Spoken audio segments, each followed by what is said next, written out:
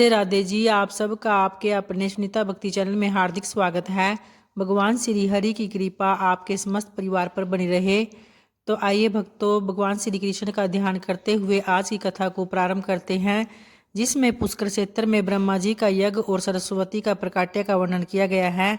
बहुत समय पहले की बात है, जब एक बार इंद्र आदि समस्त देवताओं की ओर से भगवान श्री विष्णु जी ने सरस्वती जी से कहा कि हे देवी, तुम पश्चिम समुद्र के तट पर जाओ और वहां इस बड़वानल को लेकर समुद्र में डाल दो। तो ऐसा करने से समस्त देवताओं का भय दूर हो जाएगा और तुम माता की भांति देवताओं को अभय दान दो। सबको उत्पन्न करने वाले भगवान श्री विष्णु की ओर से यह आदेश मिलने पर देवी सरस्वती ने कहा कि हे भगवान, मैं स्वाधीन नहीं हूँ।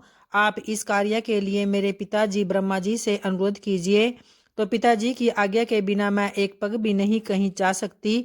सरस्वती का अभिप्राय जानकर देवताओं ने ब्रह्मा जी से कहा कि हे पितामह, आपकी कुमारी कन्या सरस्वती बड़ी साध्वी है, उसमें किसी प्रकार का दोष नहीं देखा गया है, अतः उसे छोड़कर दूसरा कोई नहीं है जो बड़वानल को ले जा सके।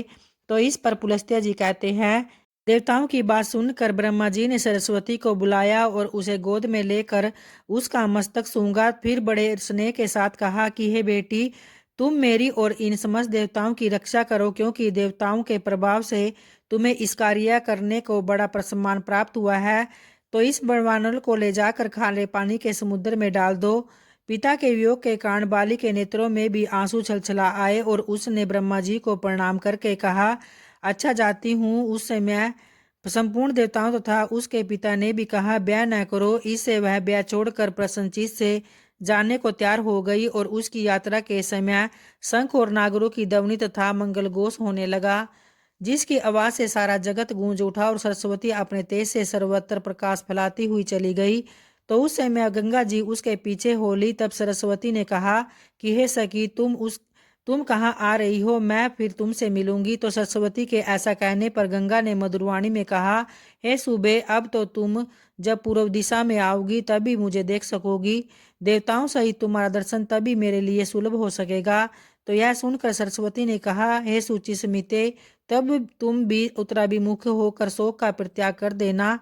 तो इस पर गंगा बोली, सखी, मैं उत्तराभिमुखी होने पर अधिक पवित्र मानी जाऊंगी और तुम पूर्वाभिमुखी होने पर उत्तरवाहिनी गंगा और पूर्ववाहिनी सरस्वती में जो भी मनुष्य श्राद्ध और दान करेंगे वे तीनों ऋणों से मुक्त होकर मोक्ष मार्ग का आश्रय लेंगे। इसमें कोई अन्यथा विचार करने की आवश्यकता है ही नहीं। तो इस पर वह सरस्वती नदी रूप में परिणत हो गई। देवताओं के देखते देखते वृक्ष की जड़ से प्रकट हुई और वह वृक्ष भगवान विष्णु का स्वरूप बन गया। संपूर्ण देवताओं ने उसकी वंदना की। उसकी अनेक शाखाएं सब और फैल गई और वह दूसरे ब्रह्मा जी की भांति शोभा पा रहा था। यद्यपि उस वृक्ष में एक भी फूल नहीं था, तो भी वह डालियों पर बैठे हुए सुख आदि पक्षियों के कारण फूलों से लदा सा जान पड़ता था। सरस्वती ने उसको पाकर समीप स्थित होकर देवादि विष्णु से कहा, हे भगवान, मुझे बड़वाग्नि समर्पित कीजिए, मैं आपकी आज्ञा का पालन करूंगी। उसके ऐसा कहने पर भगवान विष्णु जी बोले, हे सुबे, तुम्हें इस बड़वानल को पश्चिम समुद्र की ओर ले जाते समय जलने का कोई बयान नहीं होगा। तो इस पर पुलस्त्य जी आगे कहते हैं, तदनंतर भगवान श्री विष्णु ने बड़वानल को सोने के घड़े में रखकर सरस्वती को सौंप दिया और उस घड़े को अपने उद्यान में रखकर पश्चिम की ओर प्रस्थान किया। अद्भुत दृश्य गति से चलती हुई वह महानदी पुष्कर में पहुंची और ब्रह्मा जी ने जिन जिन कुंड में हवन किया था उन सब को जल से अप्रवाहित करके प्रकट हुई। तो इस प्रकार पुष्कर क्षेत्र में परम पवित्र सरस्वती नदी का प्रादुर्भाव हुआ। जगत को जीवन दान देने वाली वायु ने भी उसका जल लेकर वहां के सब तीर्थों में डाल दिया और उस पुण्य क्षेत्र में पहुंचकर पुण्य श्लीला सरस्वती मनुष्यों के पापों का नाश करने के लिए स्थित हो गई। जो पुण्यात्मा मनुष्य पुष्कर तीर्थ में विद्वान सरस्वती जी का दर्शन करते हैं वे नार की जीवों की अधोगति का अनुभव नहीं करते। जो मनुष्य उसमें भक्ति भाव के साथ स्नान करते हैं वे ब्रह्मलोक में पहुंचकर ब्रह्मा जी के साथ आनंद का अनुभव करते हैं। और जो मनुष्य ज्येष्ठ पुष्कर में स्नान करके पितर का तर्पण करता है वह भी उन सब का नरक से उद्धार कर देता है तथा स्वयं उसका भी चित्त शुद्ध हो जाता है। तो ब्रह्मा जी के क्षेत्र में पुण्य लीला सरस्वती को पाकर मनुष्य दूसरे की तीर्थ की कामना करे, उससे बढ़कर दूसरा तीर्थ है ही नहीं। संपूर्ण तीर्थों में स्नान करने से जो फल प्राप्त होता है वह सब का सब ज्येष्ठ पुष्कर में एक बार डुबकी लगाने से मिल जाता है। और जिसने पुष्कर क्षेत्र का निवास, ज्येष्ठ कुंड का जल तथा उस तीर्थ में मृत्यु, ये तीन बातें प्राप्त कर ली है तो उसने परम गति पा ली है। जो मनुष्य उत्तम काल, उत्तम क्षेत्र तथा उत्तम तीर्थ में स्नान और होम करके ब्राह्मण को दान देता है वह अक्षय सुख का बागी होता है।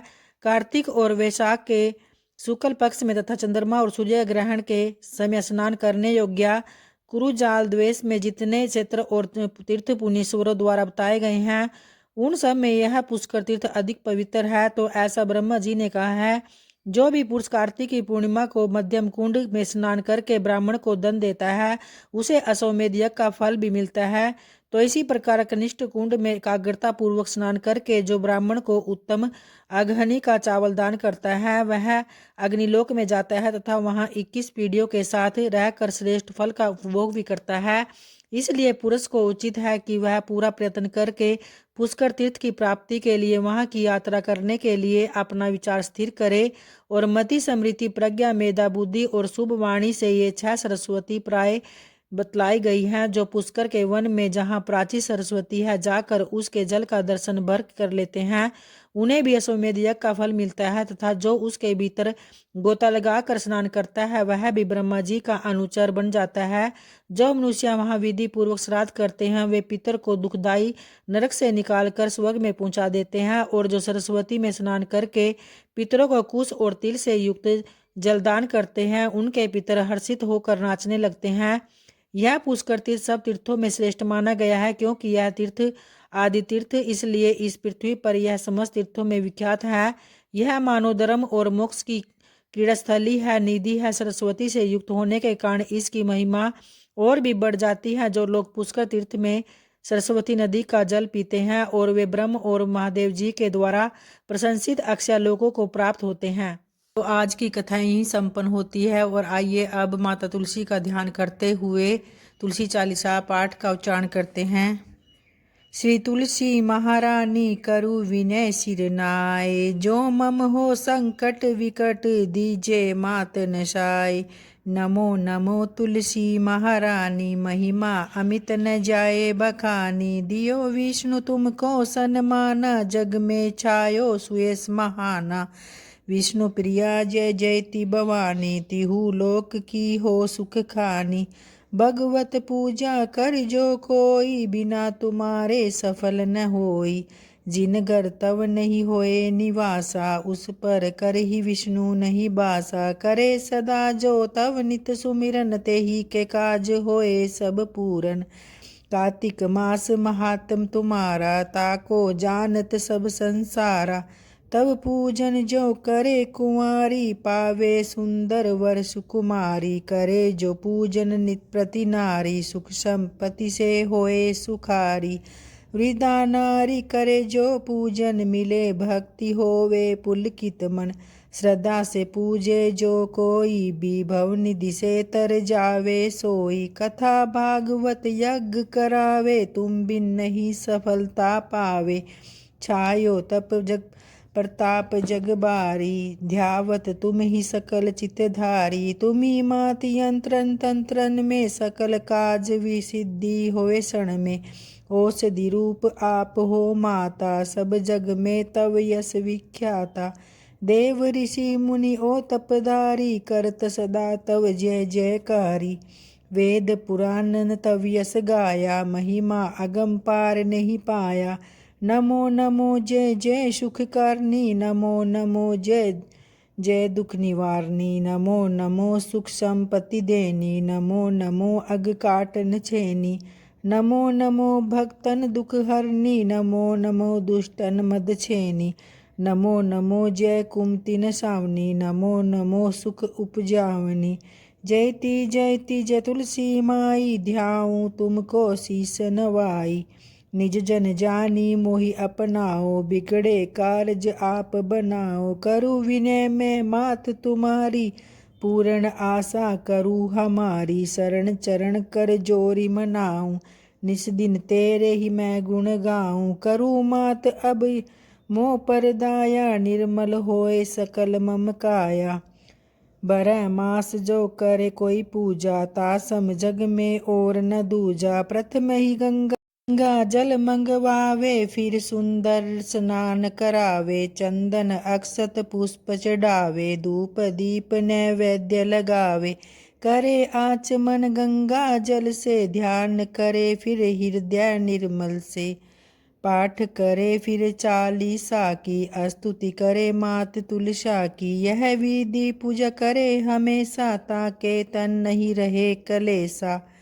तुलसी मैया तुम कल्याणी तुम्हारी महिमा सब जग जानी। भावना तुझे माँ नित नित ध्यावे गा गा कर माँ तुझे रिझावे। जय तुलसी मैया की।